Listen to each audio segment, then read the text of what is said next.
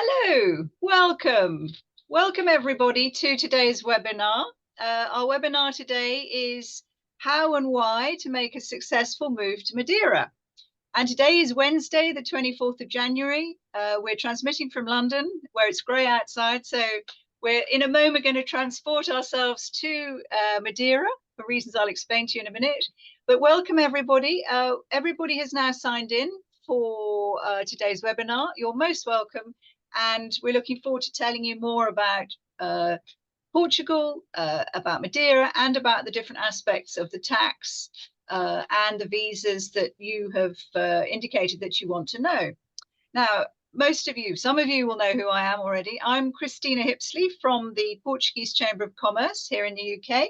And every year we organise the Moving to Portugal shows and seminars. Some of you will be familiar with them. In fact, our next show is on Thursday, the 14th of March, 2024, so 7 weeks away. And if you'd like to come along, because you can meet some of our other chamber members, lots of our exhibitors, and you'll hear lots of very topical seminars as well. Go and have a look at our website, movingtoportugal.org.uk, and you can register to come along to the event, which is in central London on the 14th of March, 2024. Now, just to let you guys know, you can see everything on here, what the webinar will be about, the how and why of a successful relocation to Portugal. And the webinar will be around 45 minutes long. 25 minutes of slides from our two speakers, and then we'll take questions at the end. So do put your questions in the Q&A box at the bottom here or in the chat box, and we will try and answer them all at the end of the webinar. And the other thing to tell you is that all presentations will be sent to you shortly after the webinar ends, so don't worry too much about taking notes. You're going to get all the slides, don't worry. Now, hopefully this is going to be an insightful webinar for you all. Everything we discuss here today is applicable to all of Portugal, okay? But it just so happens that since our guests, John Mather and Jessie Serrão from Émigré EU, are based in Madeira, we will be talking as well about the unique benefits and lifestyle of the beautiful island of Madeira.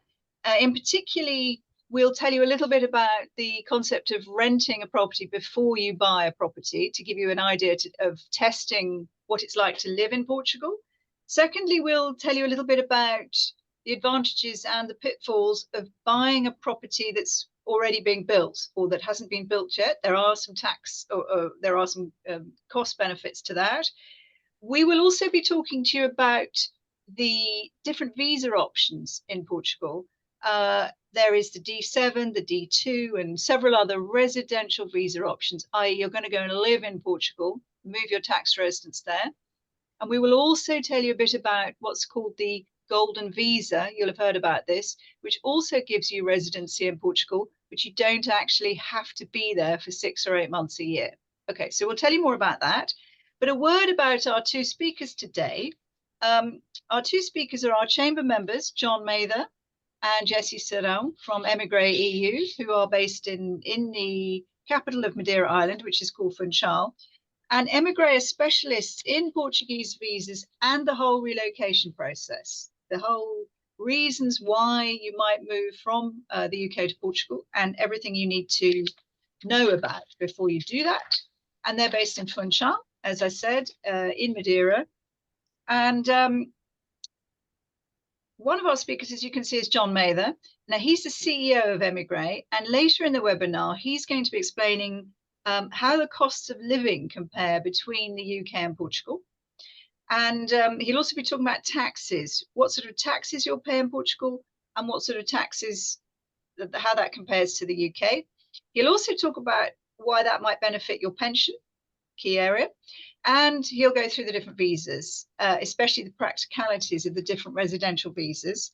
But before we get to John, I'd like to introduce John's colleague, Jessie Serrão, who will be talking to us about Madeira now, some of the benefits of Madeira and the kinds of properties you can expect to find there if you don't know it already. Many of you will know Madeira well already, I'm sure. Next slide, please. Now, Jessie, this dramatic photograph is one of many reasons why people love Madeira. It's just wonderful. Tell us a little bit about the unique features of Madeira. Why? I mean, you were born there. You're clearly you love it. Tell us a little bit about why Madeira is so special. Okay. Hi, everyone. Thank you for the invite. So, why Madeira? And my question is next, why not? So, Madeira is the pearl of the Atlantic, and Madeira has won for 9 years in a row as the leading destination island of the world. So, I think these reasons are already very good to consider moving here. But from now on, this is Câmara de Lobos, isn't it? This is Câmara de Lobos. Yes, which is your hometown. It's my town. It's just near Funchal. Very lovely, very attractive. So I will be showing you some pictures of the island and explaining you why it's so attractive. And for those of us older than Jessie, many will know that that Winston Churchill was a regular visitor to Funchal and Madeira. There. Câmara de Lobos was where he painted, so it will exactly be from this perspective. Yeah, exactly. Yeah. Next. So Madeira has very good infrastructures. It has evolved along the years. On the top pictures, you can see some of the old roads that are still possible to drive around, and you can have beautiful views. But these roads can be a bit steep and a bit not so safe. So that's why Madeira has improved a lot in that aspect, building new roads, as you can see in the bottom, lots of tunnels. We have about 140 tunnels all over the island, which makes it faster and safer to drive around. Even if you are not living in Funchal, it's quite fast to ride around the island. Next. The food in the island is great. You can see some examples here. There's the traditional espetada, which is simple beef on a skew, but it has garlic, bay leaf, so it gives a very good flavor. Everyone needs to try when you come here. There's a lot of fish, a lot of fruits and vegetables. The fruits and the vegetables, they have a very rich flavor because the island is volcanic. The soil is very fertile, so everything has the original taste that it should have. So if you buy a property here with a small piece of land, everything you grow, it will grow. It will grow. Okay. And we also have wine. The wine is very good. My own family, we produce some wine, not to sell to like bottles like on the picture, but for our own family and some neighbors. But Madeira wine is worldwide known. For example, the Independence Day in America was toasted with Madeira wine. So it's very popular and very good. Next. The climate is one of the reasons why people choose Madeira. It's a mild kind of climate. Funchal has the most moderate temperature all over the year, about 20 degrees. For example, today is 20 degrees in Funchal. So typical winter day on the island. It can also rain, of course, like you can see on the right picture, but it's not weeks and weeks of rain. It does rain, it's good for the island and for the agriculture, but it's not full weeks of rain. We can also have some snow.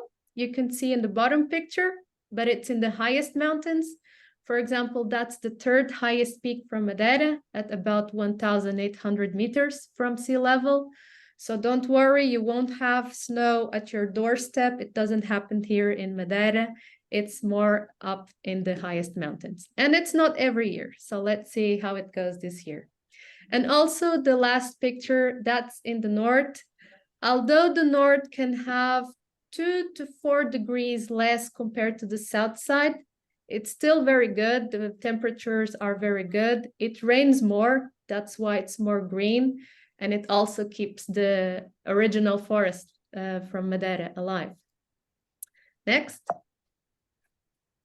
And for those who say that Madeira is not a good beach destination, I think they are completely wrong. When I want to go to the beach, I don't travel to other places. I stay in Madeira because, for example, you have the first picture.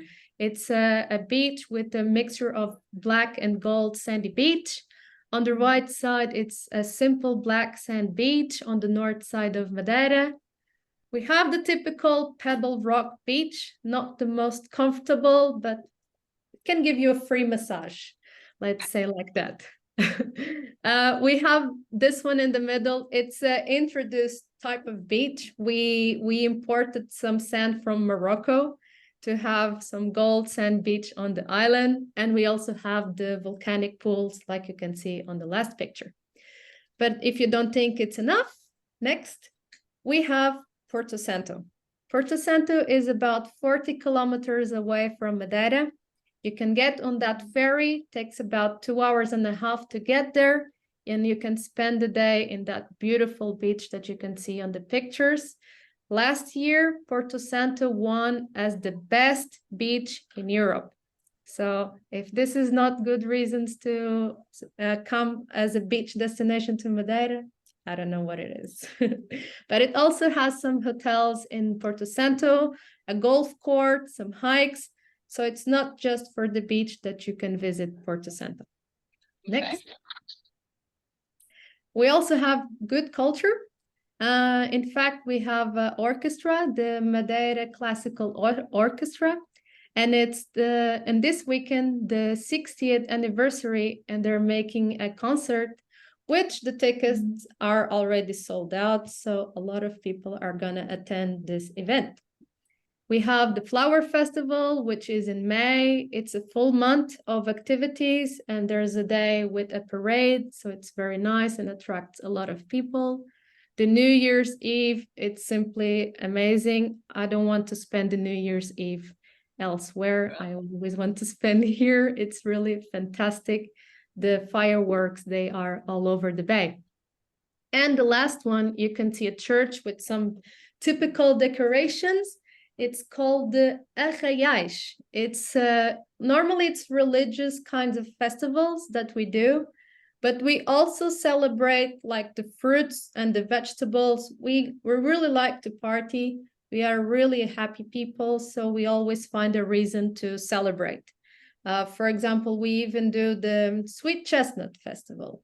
So if you go to the Duns Valley in the Sweet Chestnut Festival, you can try a lot of things made of sweet chestnut. So that's our kind of activities. Next. Talking about activities, there are some sports, some adventurous things that you can do all over the island. Diving, paragliding, hiking. That's one of the most popular hikes on the island between the highest peaks. Canyoning, which is like going down the streams using some ropes and jumping down for the most adventurous ones, of course. Mountain biking, road cycling, for example, you can ride in the roads of Madeira. And that's me on that picture. So it's actually true. You can actually cycle here. And golf. There's 3 golf courts on the island, and they're currently planning to build a 4th one. So, and there's other activities, tennis, paddle surf, many other things that you can do. Next. And also the Madeira, talking about infrastructure again, Madeira is currently building a new hospital. So this hospital, it's costing 36.5 million euros. Brussels, they have been very generous with us, which is very good. Also with the roads, all the infrastructures all over the island. So we are very grateful for that, because that is really helping our island to improve. And in the bottom, you can see just a picture in Funchal of people walking around. The island is very safe. You can have a very good lifestyle here, very simple. People are very friendly. So it's very nice to just retire here and live a good and simple kind of life. Next. So there are some places that you can buy a property in Madeira. The most common one is Funchal, which is the capital, but Madeira has 2,500 people living on the island, and 250,000. 250,000, I'm sorry. Thank you. Yeah.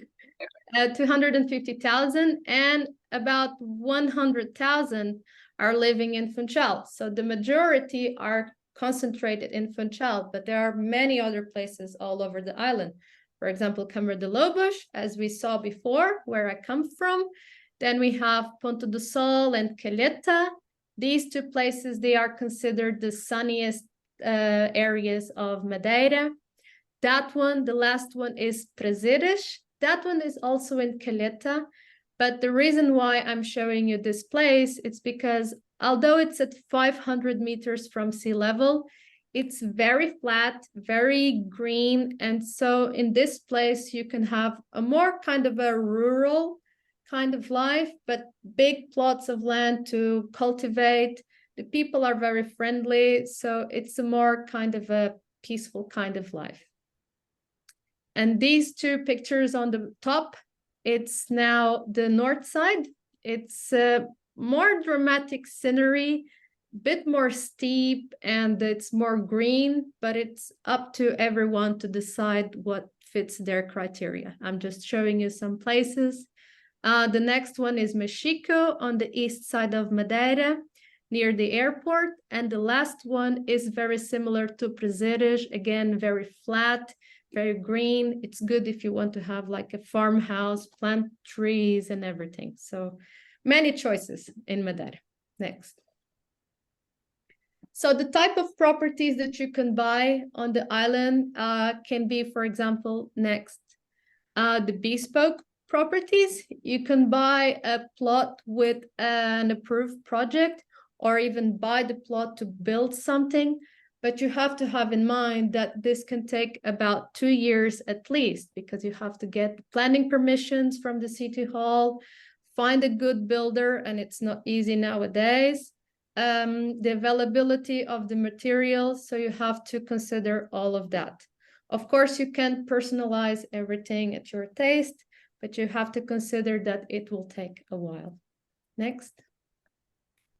There are properties that are already under construction.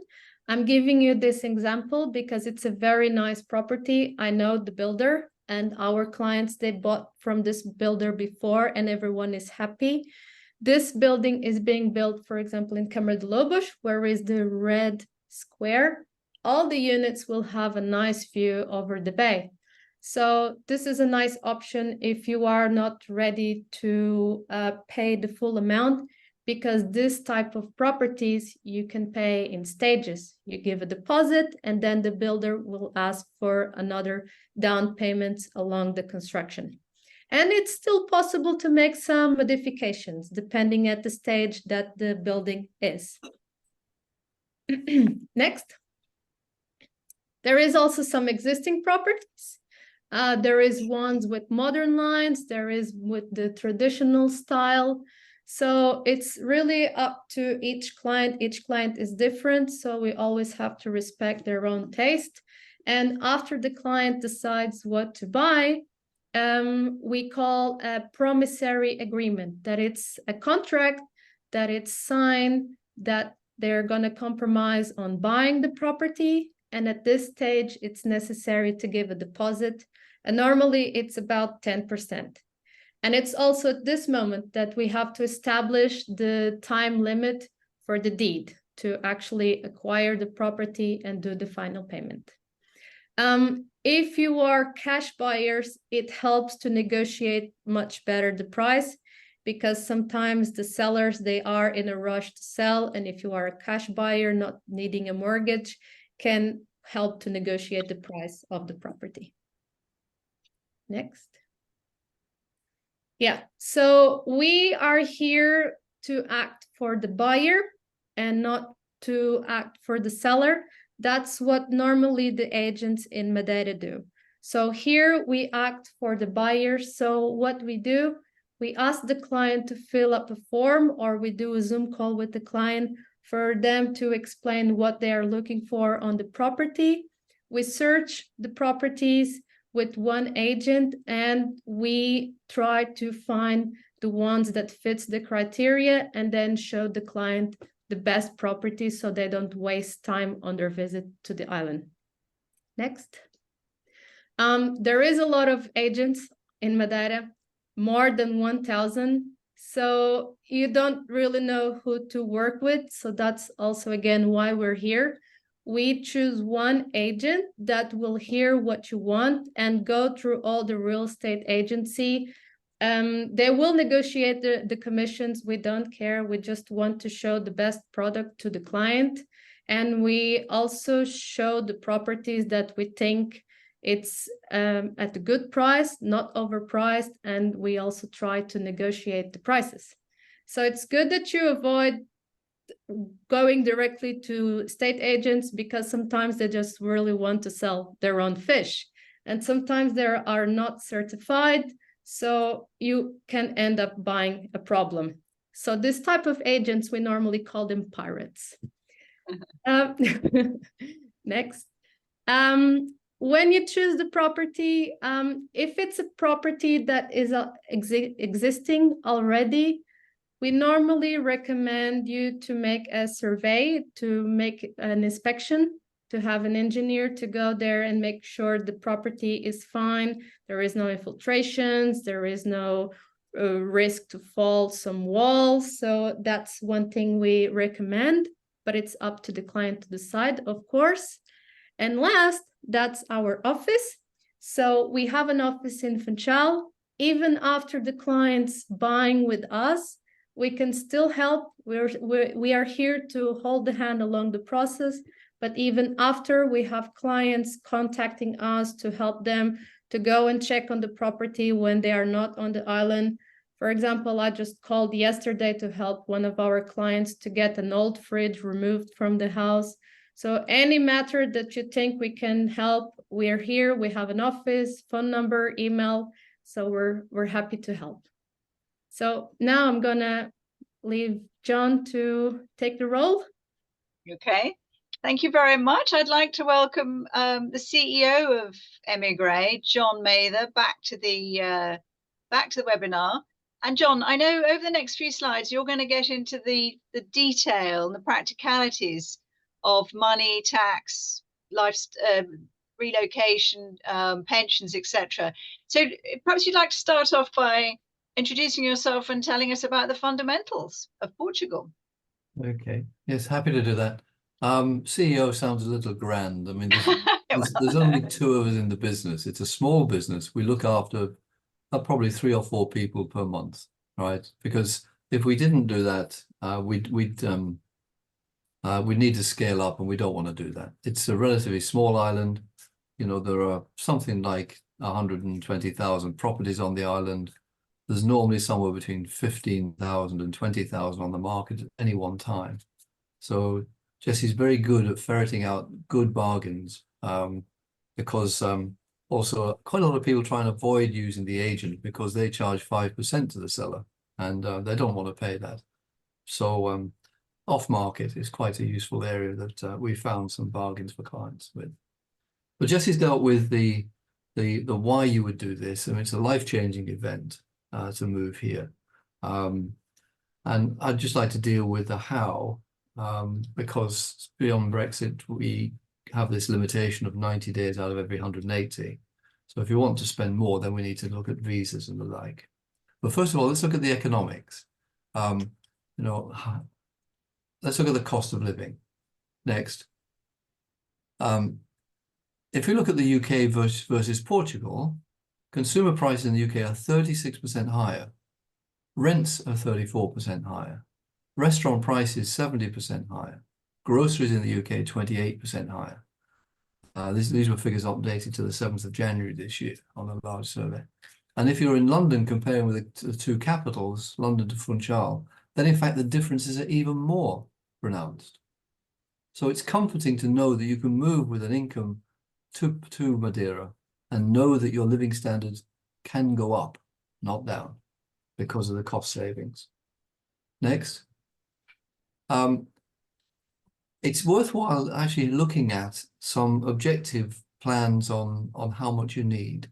There is an organization called the Pensions and Living Standards Association in England. They did a survey recently, and they found that 77% of the the population really had not much of a clue about budgeting themselves. Only 16% could really give a figure that they planned. 20% were confident in their plans, and 70% said it would be really helpful if they had a target to work on and some comparables. So here are some comparables from the Pensions and Living Standards Association.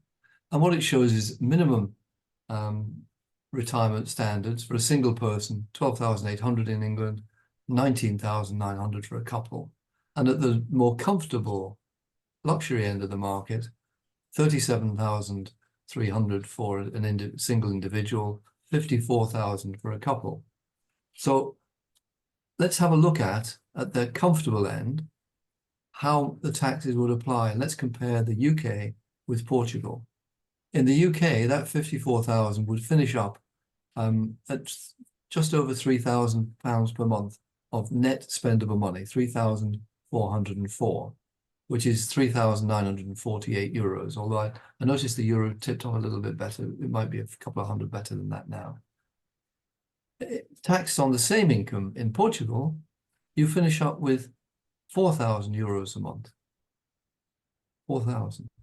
Now you can only tell how that sort of budget would fit in with your current living standards, but I know for a fact it's difficult to spend 3,000 euros a month here. It's difficult. Next slide. Let's just summarize that. I don't know how much how far your income goes on 3,404, but how much is discretionary income left? I do know that here in Madeira, 25% of my net income is available for saving or luxuries. To be saving in retirement is quite an advantage. That will help us deal with inflation in the future. Next. The other thing that happens, English life expectancy dropped last year. Now we know why. We have the pandemic. We have a number of other problems with the health service, not dealing with people who are sick, and people not being able to get appointments with doctors. But in reality, you hear the life expectancy is going up still. And you can realize if they've got these people at 65, there's a 50% chance of getting to 85 for a single male, 88 for a single woman, and 92 for a couple. That goes out to 25% chance of getting to 97, 94, 92. So this is not a short-term plan. You may well find you're spending as much time in retirement as you did at work. Next slide. So budgeting matters. So we have a cost advantage, we have a longevity advantage, and we have a hospital that actually can take note of you. 365 million euros of subsidy from Brussels building a teaching hospital here, which will be ready in about another 18 months. I think speaks volumes for how we're investing in infrastructure and services. Next. The popular routes to residence, the D7 visa. This is perfect for retirees, landlords, with income coming in, passive, what they call passive income coming into Madeira, into Portugal. Passive income generally amounts to dividends, rents coming in, pensions coming in from abroad. The D8 visa is for the techies and the younger ones. We have some younger ones in their 60s here who've got the nomad visa. And then that can be either as a temporary situation or in fact a long-term leading to a permanent residence and maybe even a passport. The golden visa has not stopped. It still exists, but they've taken domestic property out of the equation. So now with golden visas, we have a fund. Now this is suitable for somebody who can't come to Madeira or Portugal for a number of years, but are concerned that the rules might change and the visas may not be possible to have. So this way is a way of putting an investment in for 500,000 and securing your right to reside in Portugal. The D2 visa is less used, but it's for entrepreneurs in high-value jobs who wish to set up a business here. And that involves a little more detail of business plans need to be drawn up. And then we've got to work with the lawyers to get that negotiated through on a more individual basis. What we're aiming for, hopefully, is Portuguese citizenship after 5 years. To achieve that, you'll need to pass a test in Portuguese. And it's about, A2 is about the level of a 12-year-old. So not too onerous a deal. Next slide. Oh, sorry, yes. Well, obviously this is complicated. We need to be nursed all the way through this. Portugal is rather bureaucratic. So we'll nurse you all the way through the thing. Next. This is what's normally seen on the websites of various people. And frankly, it's oversimplistic. The D2 visa, it doesn't tell you how complicated it needs to get to have a proper business plan. That takes some time. The D7 visa gives some costs. It's tied to the minimum wage, the 820 a month. So you need around about 10,000 euros a month, a year, for a single applicant, 50% of that for a spouse, and I think it's 30%, 25% for a child who would be less than 23 after the 5 years. But it's oversimplistic. Let me just explain why. Next slide. We've got to have all of these items in place, all of them. Proof of accommodation for 12 months at least, your tax number, your bank account opened, this proof of accommodation, the health insurance you need to have, and a clean criminal record. Next slide. If going down even more into the detail, the D7 visa means that you're going to become very soon a Portuguese taxpayer. So if you can't commit to coming soon, this doesn't apply to you. People don't tell you that too much. And what that means is that you've got to spend 6 consecutive months in Portugal. If you break that 6 consecutive month period, then in fact you need to have 8 months in the year of time in Portugal. After 2 years, you reapply. There's a renewal date. They're checking up on you to make sure you still qualify. And then after 5 years, that's when you exchange your temporary residence for a more permanent one. I put this book up. I found this book very useful because it's such an active place, such a healthy diet and such great medical facilities. It is possible to separate longevity away from age. They're not the same thing. What you really want to do is have a long time in healthy retirement, not just longer. Next. The golden visa is therefore suitable for, let's say you're planning to retire in 4 or 5 years' time. Well, let's secure the situation on visas now and know that you're investing in the right place and that you have the right to actually come and live here eventually. It won't be frustrated by law changing when you thought you were going to be able to use the advantages the visas have been giving in the last few years. Those advantages are whittling away. It's not very popular with Brussels to have investment related residents. I noticed this week already the Australians have withdrawn all the investment visas, and that's happening quite a bit. It doesn't help that people like Malta, Cyprus, Greece have more or less been selling passports. That's not in the spirit of what this is all about. But the funds are a good route, and also it gives you some exposure to the euro, which is eventually where your economy is going to be based. Next. So we're aiming possibly for citizenship. The passport for Portugal is a very valuable one, is accepted by many countries, certainly as many as the British passport.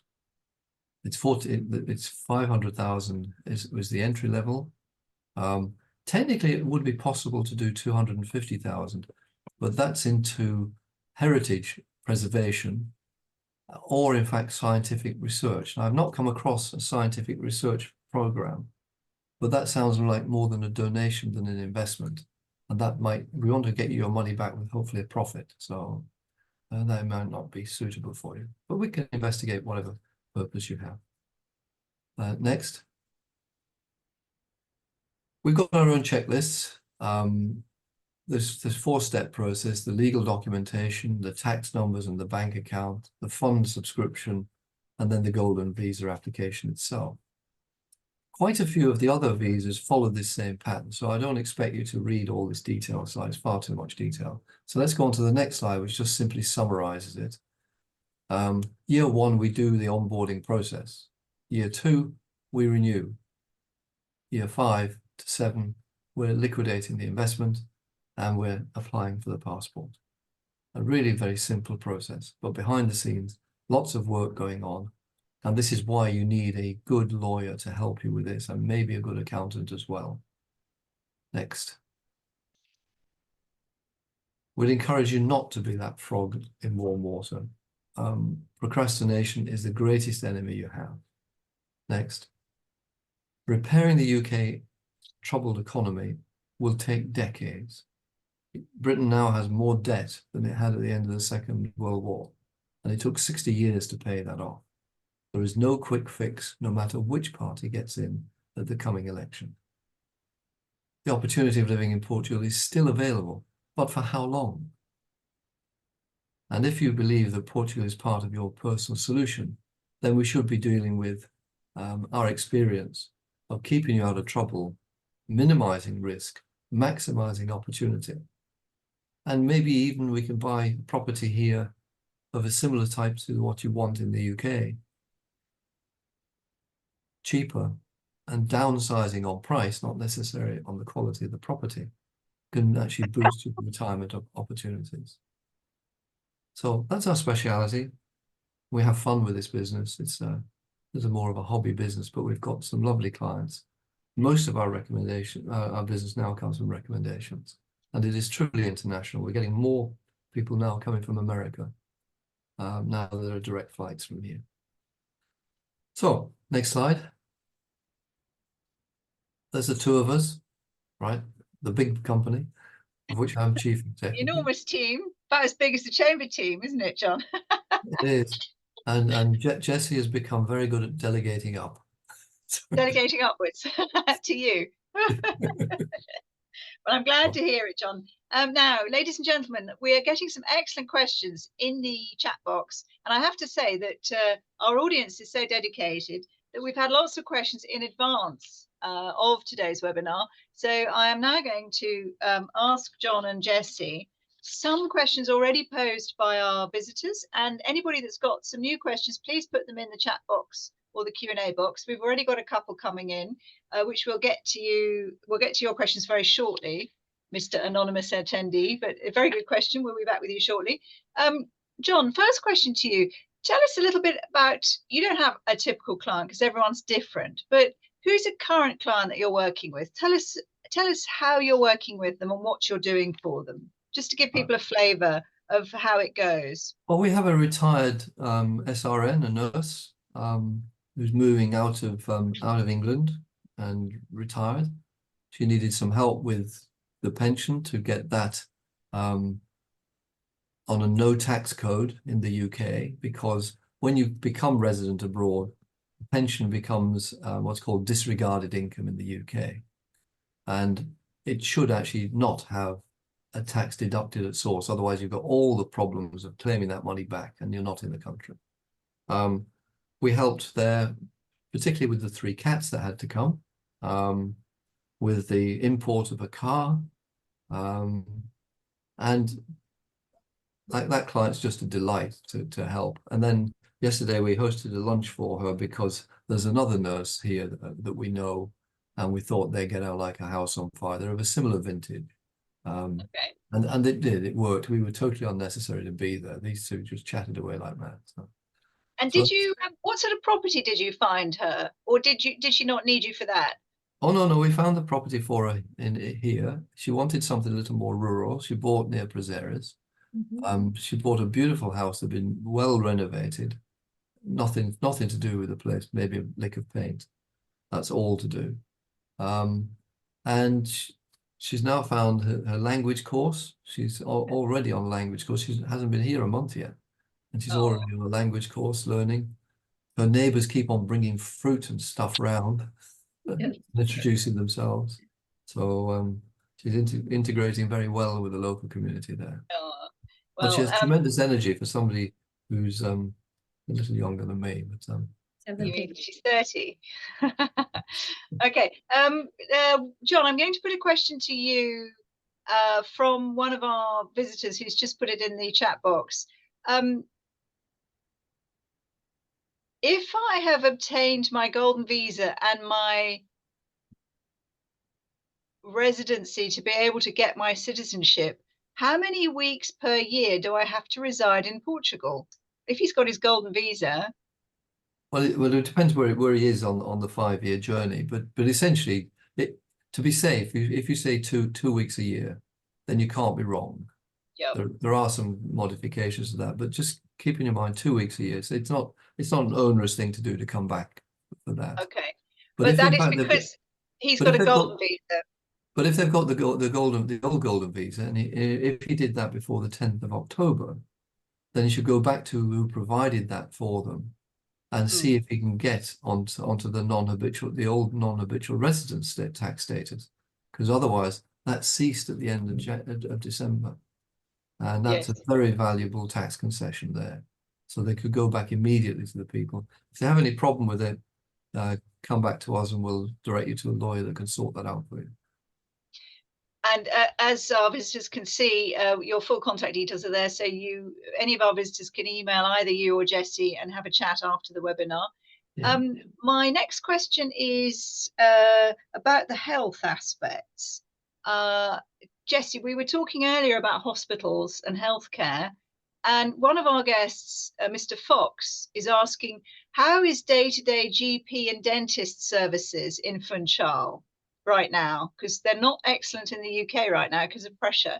How is it if you want to go to the dentist in Funchal right now, or go to your GP, Portuguese equivalent, general doctor?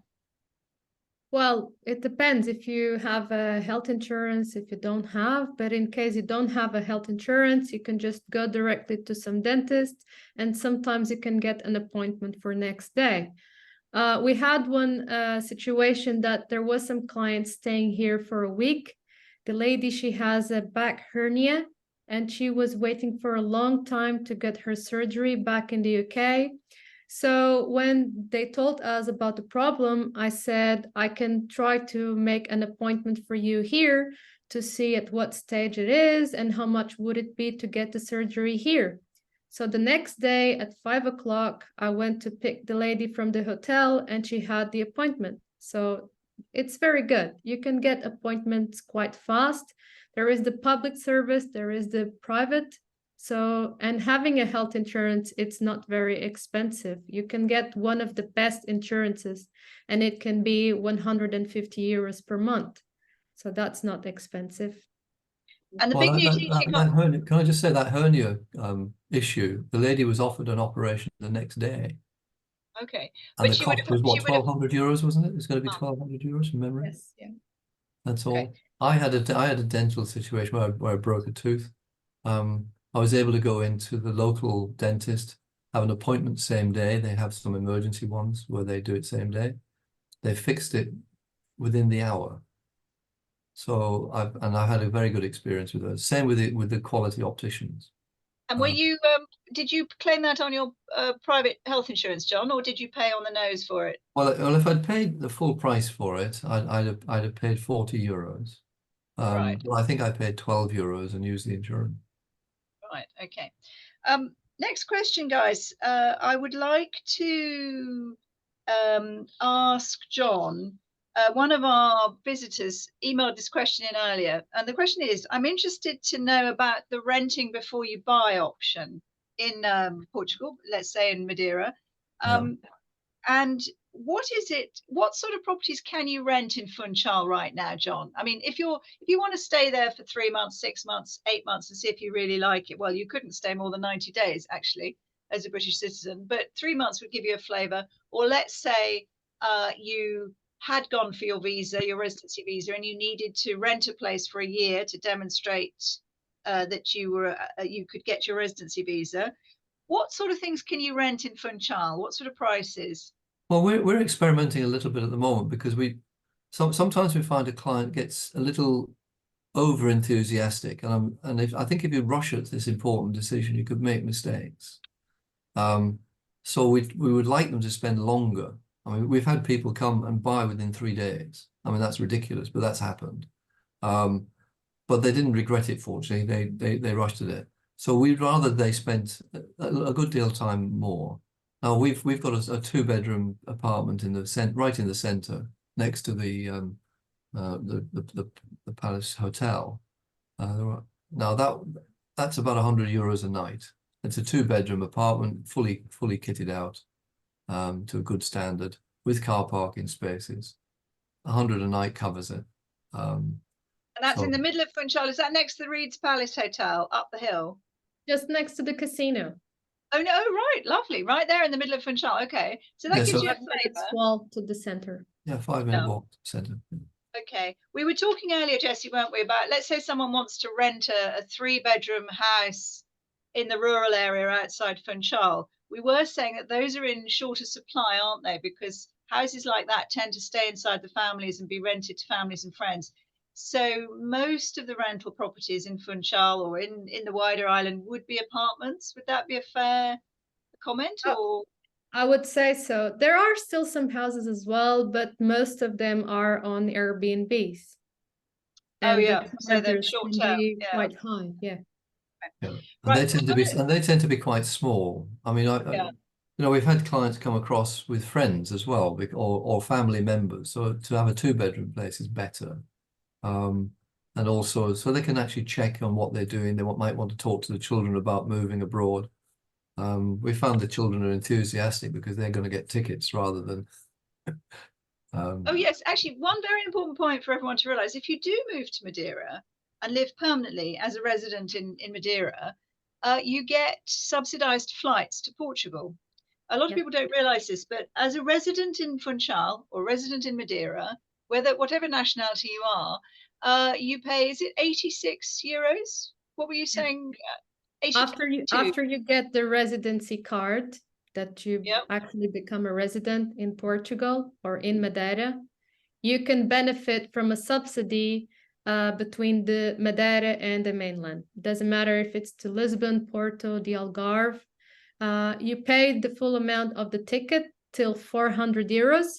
And then when you return, you have to have the payment confirmation and the boarding passes to show into the post office, and they will reimburse the money. So you will only pay €86. Exactly. So let's say you wanted to take a complicated flight to Thailand or something, and you couldn't fly from Funchal, Madeira's capital. You could hop to the mainland for €86 and then take a flight from or straight. But it has to be booked separately.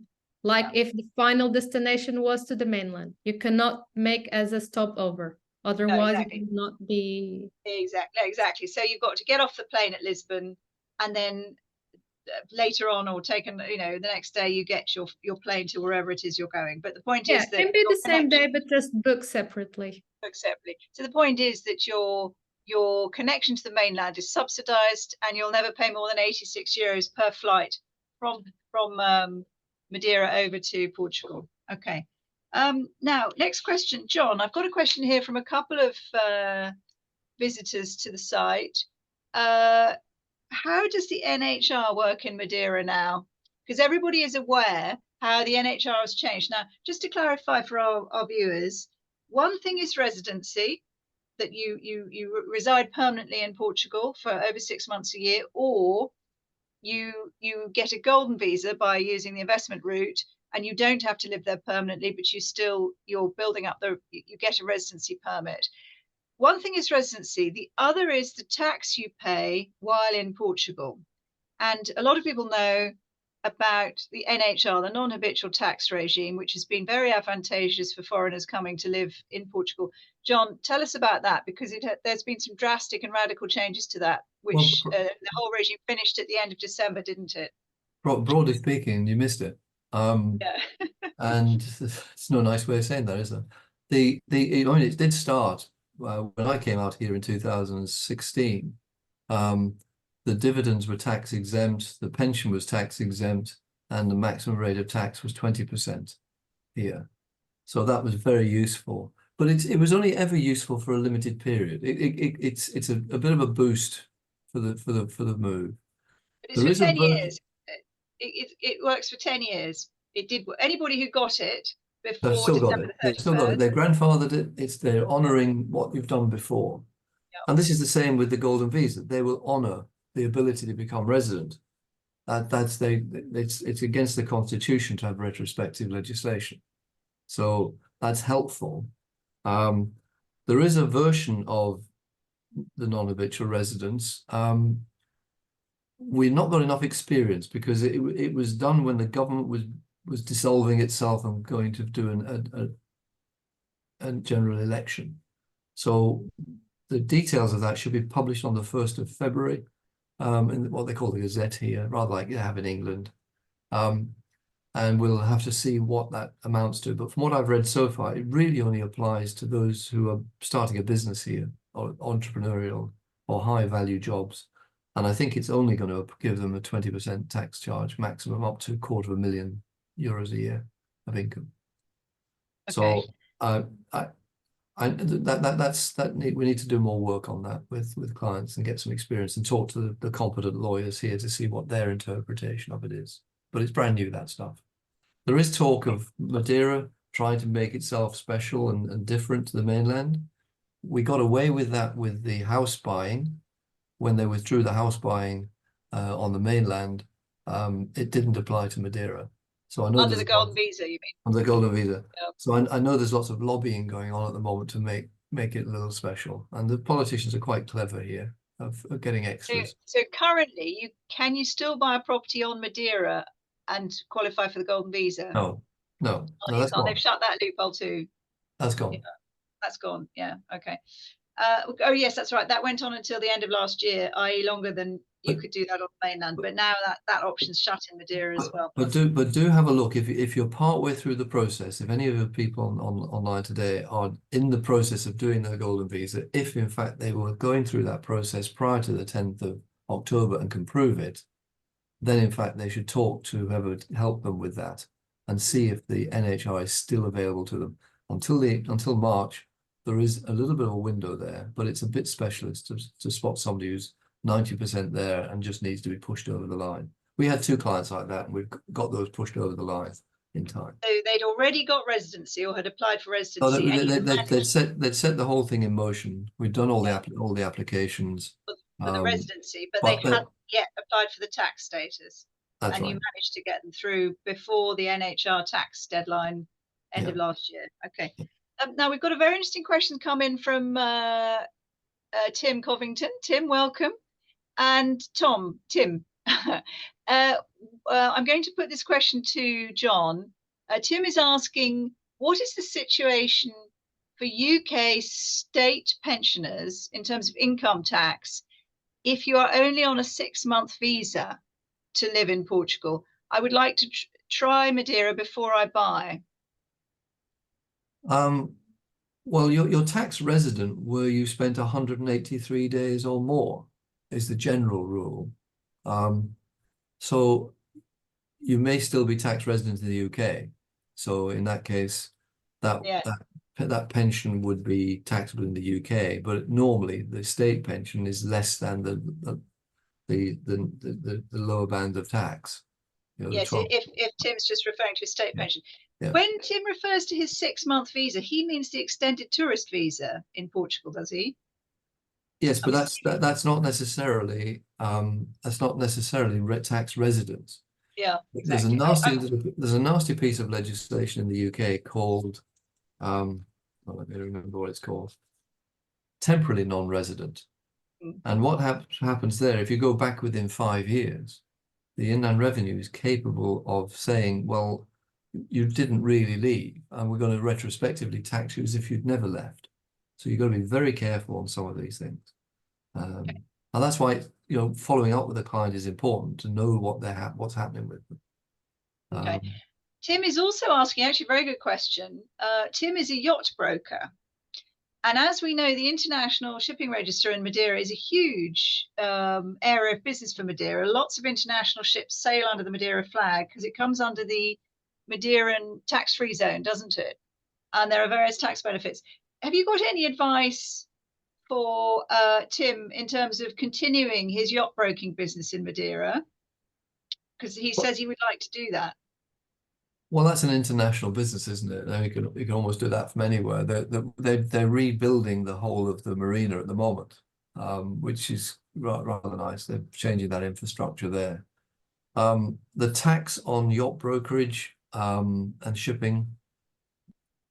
Funny enough, the economist that worked with me on a hedge fund when I was director of a hedge fund in London, he advises the Greek Ship Owners Association. So if you'd like to write to me and tell me, I'll make an introduction. You can ask somebody who knows what they're talking about, rather than me guessing.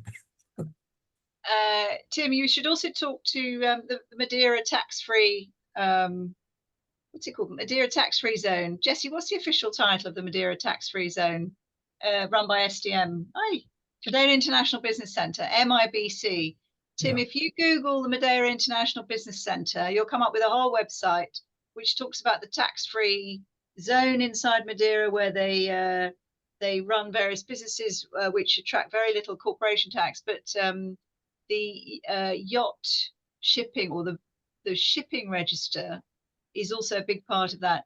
And second to that, John, we were discussing the special tax benefits. The Madeira tax-free zone, the Madeira International Business Centre in Madeira, has been designated a special zone in Madeira in order to activate and encourage more business into Madeira. And it's been very successful at attracting international companies into Madeira because it charges much lower corporation tax. One of our visitors to the webinar today is asking, how is dividend income taxed on listed companies in Madeira? John, I don't know if that's a question you know the answer, or we should send that off to our...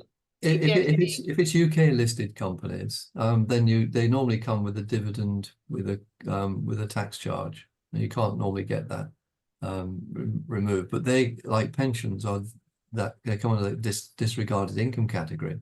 So you can claim the tax back and then account for the tax on the dividend here when you're a resident here. That's how you do that.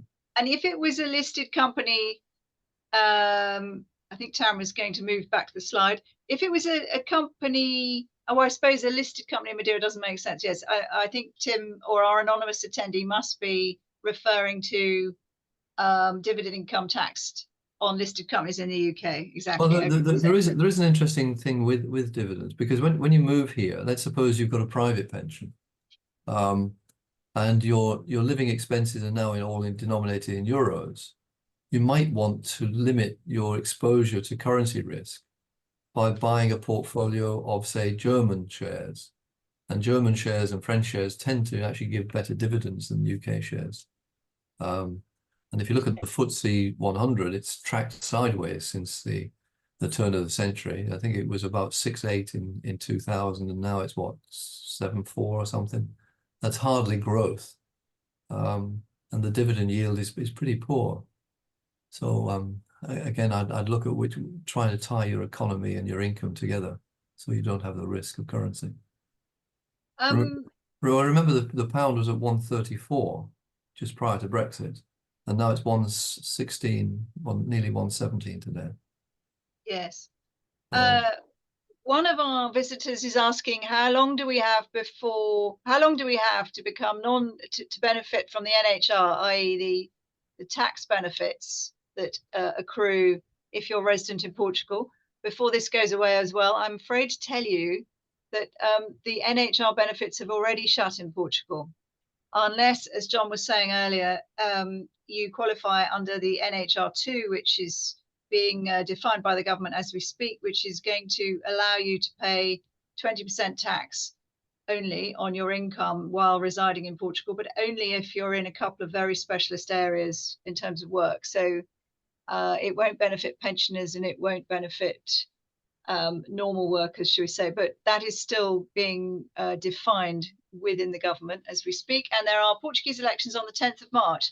So currently the Portuguese government is not sitting anyway, because they're in electioneering mode. Yeah.